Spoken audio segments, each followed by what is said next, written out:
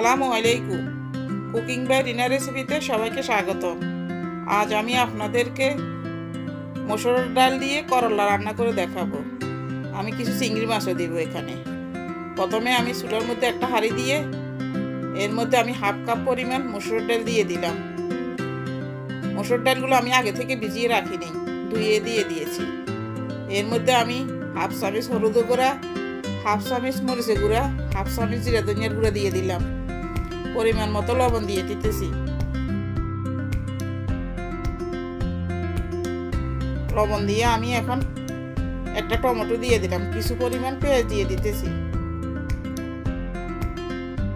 কিছু রসুন কুচি দিয়ে দিলাম।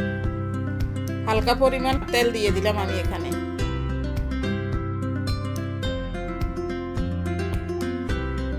এর মধ্যে আমি এখন করলাগুলো দিয়ে দিতেছি। আমি এখানে একটা করলা নিয়ে নিয়েছি। করলাগুলো দিয়ে আমি এখন একটা ঢাকনা দিয়ে ঢেকে দিব। এর মধ্যে ঢাকনাটা উঠিয়ে নেড়ে দিতেছি। আমি এখানে কয়েকটা চিংড়ি মাছ ভেজে দিয়ে দিলাম। ঝোলগুলো যেন একবার শুকিয়ে যাবে। এটার মধ্যে বেশি ঝোল রাখা যাবে না, ঝোল রাখলে তিতা লাগবে। একদম মাখা মাখা করে নেবেন।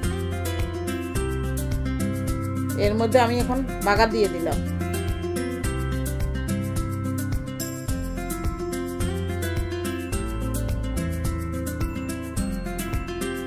আমার রান্নাটা শেষ।